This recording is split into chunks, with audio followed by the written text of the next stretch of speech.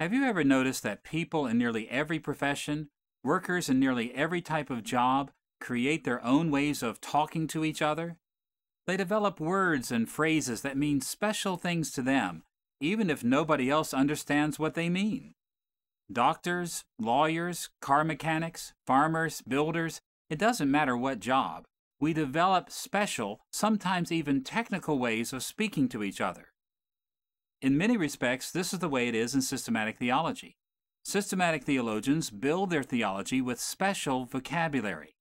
They create their own ways of communicating with each other through technical terms.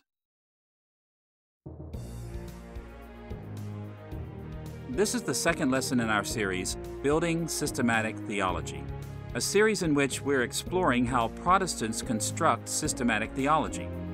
We've entitled this lesson, Technical Terms in Systematics, and in this lesson, we'll see some of the ways special words and phrases enable systematic theologians to fulfill their job. Our lesson will divide into three main parts. First, we'll gain a general orientation toward technical terms in systematic theology. What are they, and what place do they hold in systematics? Second, we'll explore the formation of technical terms, how systematicians have developed their special ways of saying things.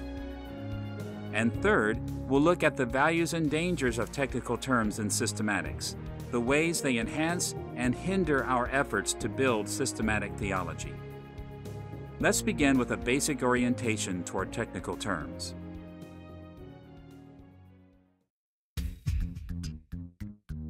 To gain a broad outlook on this subject, we'll touch on four issues. First, we'll define what we mean by technical terms. Second, we'll explain the relationship between theological terms and theological concepts. Third, we'll focus on the need for using technical terms in systematics. And fourth, we'll describe the place of technical terms in the process of building systematic theology. Let's look first at what we mean by technical terms. When we first begin to study systematic theology, it quickly becomes apparent that we must learn the language of systematic theologians.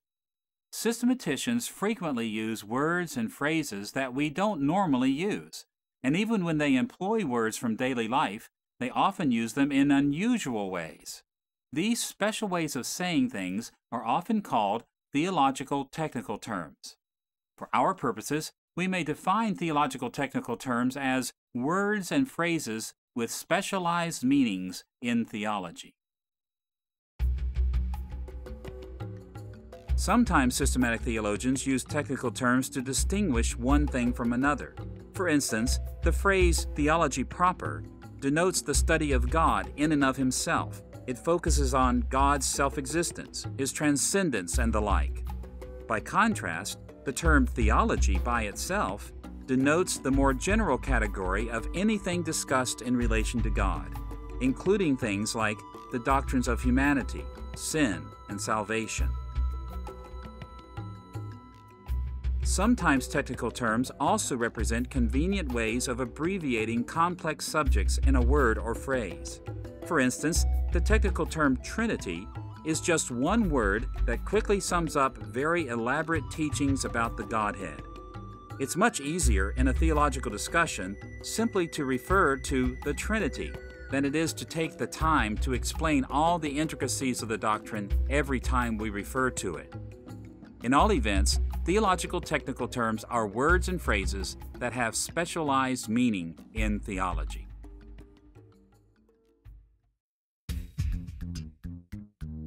Now that we have a basic idea of what technical terms are, we should look at another issue, the relationship between terms and concepts.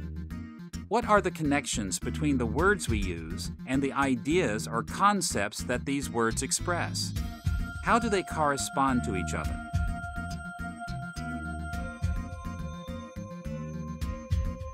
We'll look at this topic from two angles. First, the connections between terms and concepts in language in general, and second, the connections between terms and concepts in the language of Scripture. Let's look first at the ways words and concepts relate to each other in general.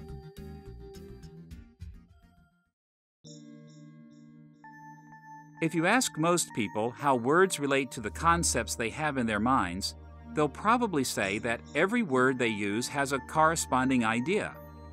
Most people tend to think that there's a straightforward, one-to-one correspondence between terms and concepts. It isn't difficult to see why people think this way. When we watch young children learn the language of their parents, they often begin by learning the names of people, objects, and simple actions. A mother will point to herself and say, "Mommy," or hold up a piece of bread and say, "Bread." As time goes by, children learn more and more words, and they associate those words with more and more ideas. Adults learning a second language often begin with a similar process as they learn a language word by word. On these elementary levels, it's true that we often associate one term with one concept. But when we stop to think about it, the relationship between words and ideas is actually much more complex.